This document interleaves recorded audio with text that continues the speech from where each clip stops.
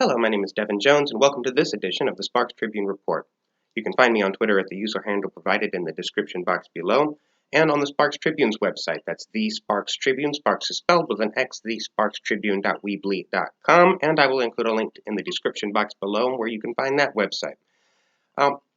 In the previous video, and this is at part 2, you thought you had me. No. Are you ready for more punks? Yeah. No.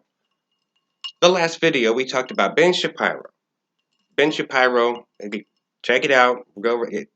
It got like 10 likes and over 100, probably 130 by the time this video is uploaded, but probably about 115, 120 dislikes about thus far.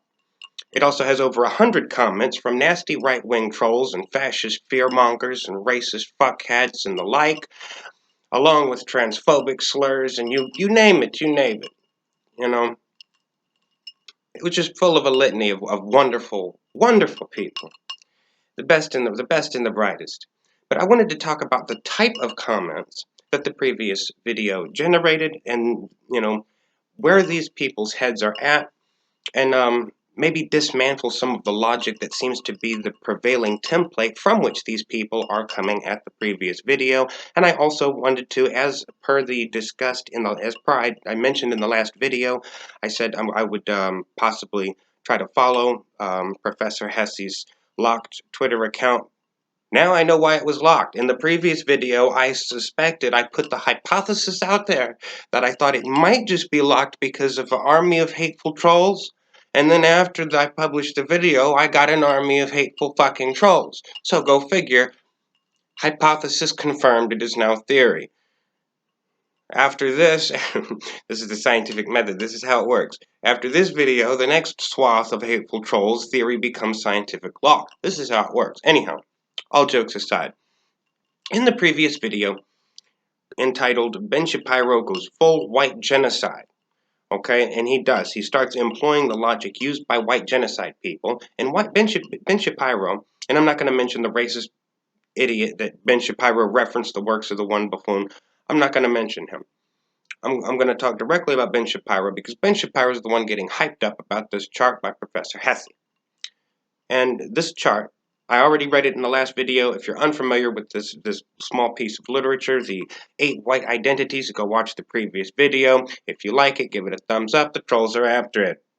Anyhow, in the previous video, he talked about the 8 white identities, and I broke down Ben Shapiro's video, showing how Ben Shapiro's logic is flawed, or how his mindset is faulty coming at this thing.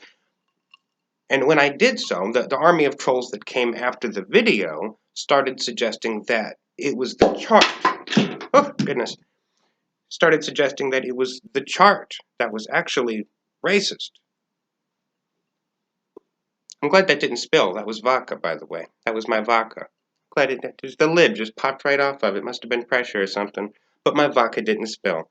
That's live. Anyhow, but the army of trolls that came after in this tsunami of beautiful, wonderful, bright-minded civilian people, their logic is that, oh, okay, I see someone calling out racism, like I said in the last video, prediction confirmed.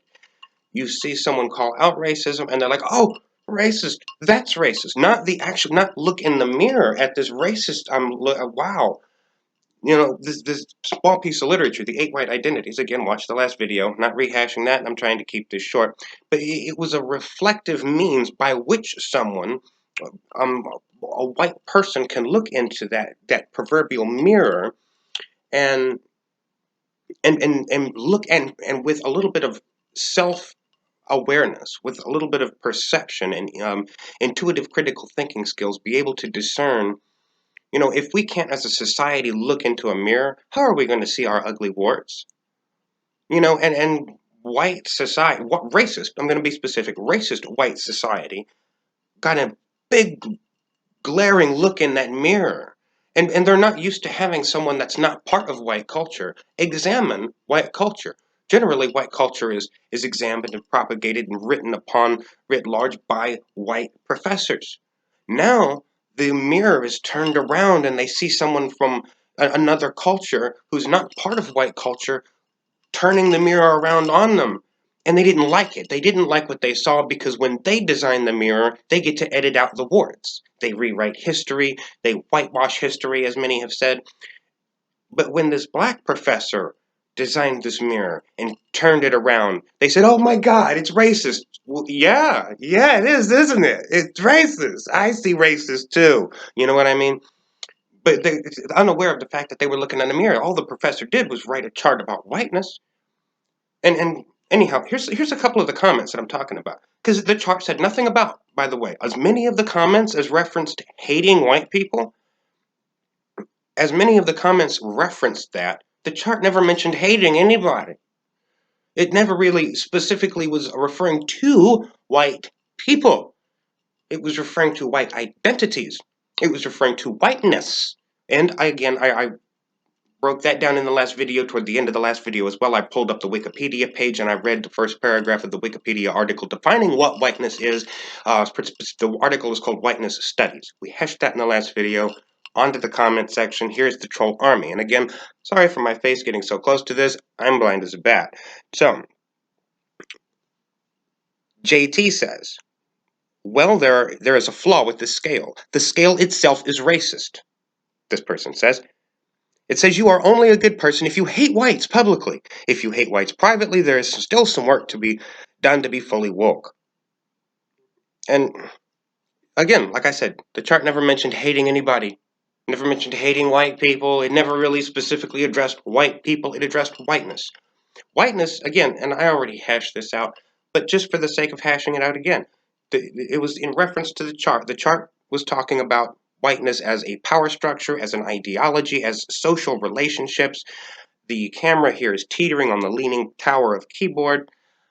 But all of these comments, it was amazing. Like, and they saw, and I'm going to skip the transphobic nonsense because they could have waited until I did an article on trans rights to give me the transphobia. That was a little off, little out of whack there, We were talking about racism, and you're just like, oh wow, we're talking about bigotry, transphobia. I was like, no, we're not talking about that. Save that for the video on trans rights. Right now, we're talking about racism. So I'm scrolling past a lot of the stupid comments about me and my cute ass makeup. By the way, I think it looks good today. Anyhow, so hold on, trying to scroll without knocking this whole situation over.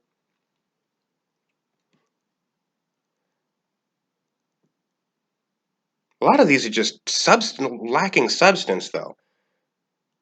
I mean, one person says everyone point and laugh at the troll. I'm the troll. Look, there's literally an army of trolls coming after me here, and I'm the troll. One person says I'm dumber for watching this educational video. One person says, so where's the tutorial on how to regenerate brain cells? Like, the entire lack of substance here is also self-reflective. Like, it's just 100 and some stupid comments. Ridiculous. Different people just, again, we're skipping the transphobia.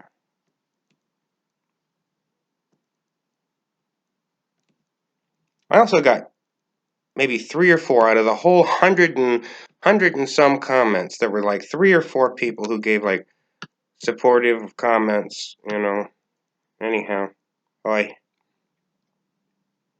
yeah, there's another one. The white identity chart is terribly racist. No explanation as to why. Another person say, this is, one person says, people say that black people can't be racist to white people, but that's all wrong. That chart is an example that black people aren't the only people who are targeted. So you feel targeted. Now this is, again, this is just a chart. And talking about this chart again, the chart broke down white identity from the angle of a social power structure. On one end, you have a relationship with white power structures that is aggressive toward that white power structure. And this is a white identity chart, so we are talking about whiteness being aggressive toward white power structures, on the one side. And on the other side, people who overtly favor white power structures, and that is on the white supremacist on the other side of this spectrum. And that's all it did. Like, it's just an honest chart.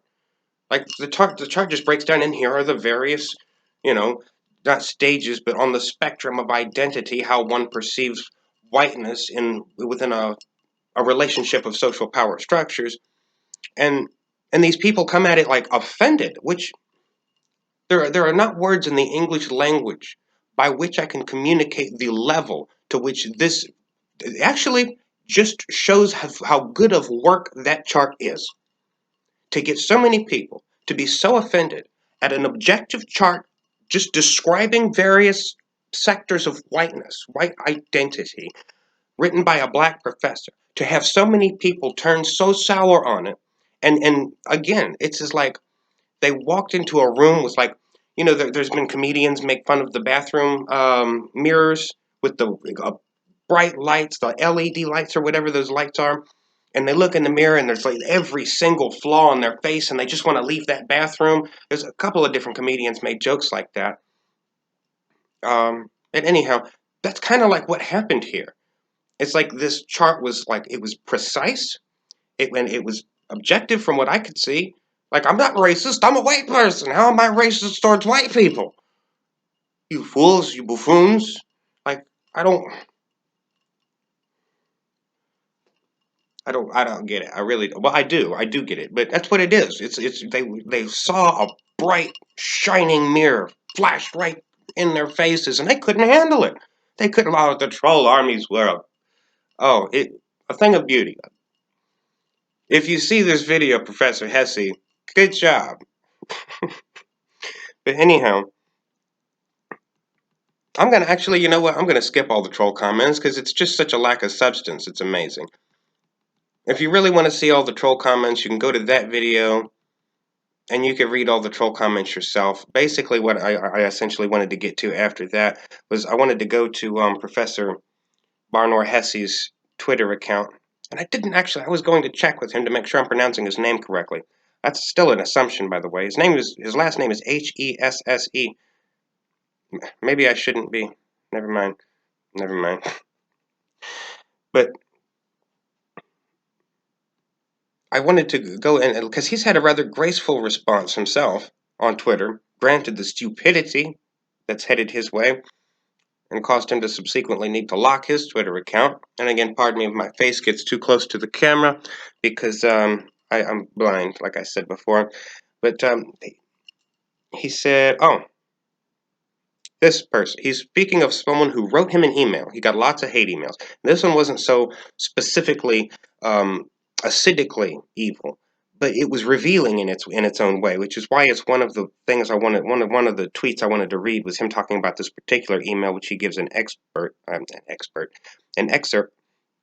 He says, perhaps the best example of racist hate mail prose I received was this gem of a conundrum, and he quotes, I have never been a racist white person. I was not raised that way. But when I see this, speaking of that chart, it sparks racism in me, they say. And they say, I cannot imagine what it does to people that are still racist, end quote. And he concludes, indeed. Indeed, indeed. But I found that again, just this whole thing is revealing, this whole saga, which is why it was worth doing a part two, just to step back in retrospect, now that he accepted the friend request and I get to look at his comments, after the troll army came after the first video, I got to see all their comments. I just thought a part two was called for in this situation. But this person says that the 8 white identities chart sparked racism in them. I have a tendency to not feel that that particular person is just being a flagrant troll. They might feel that way. They might feel like that's the chart that did it. It's that chart that sparked the racism. It did it. Now, no. Like if you're walking around your house all day and the only glimpse at your own face that you get is, the reflection in the grange on over the stove, or maybe you walk by a tinted glass window or something and you look through real quick, and if you never actually get a full reflection, it would be like walking in the bathroom, cleaning the foggy, greasy mirror, wiping it down, and then be like, oh God, this fucking mirror, what was in this Windex? That mirror, look at the flaws it just put all over my face. Yes, yes. So, again, and I thank him for sharing some of these. Look at the flaws that this mirror just put all over my face. Some of these are just not necessary to read. Some of them I don't want to read because they include the N-word, and I'm not going to read those and just say N-word. So, skipping some of those for that reason. Oh, one person says, or this tweet from Professor Hesse says, sadly, some racist hate mail writers lack a history major and aren't scholars of the Enlightenment and every racist form of profiling thereafter. And he quotes, your chart is blatant racism. If a white professor made a blackness chart, what would happen to that person? End quote, end question. He says, maybe teach Kant? Hegel? Yes, indeed. I would not be surprised if there was professional repercussions for this professor, just for, creating an objectively accurate chart and putting it out there, disseminating the information, giving people little mirrors, if you will. I would not be surprised if there was repercussions to his career. I don't know where he's working or the integrity of the people who are working, the gonads of the people who are employing this particular professor. I know he gave a speech at the University of the British Columbia University. I don't know if he works there. I know he gave a speech there one time, so I don't know if that's the place. But I don't know if the upper, the elite that run that operation are going to have the gonads to stand behind this man. But I will say that it would not be unusual for there to be repercussions, not for racism, but for him, and that's a shame. Now, anyhow. There was one that I wanted to some of these I'm not going to read. He's obviously gotten a lot of hateful shit, a lot of hateful, stupid emails.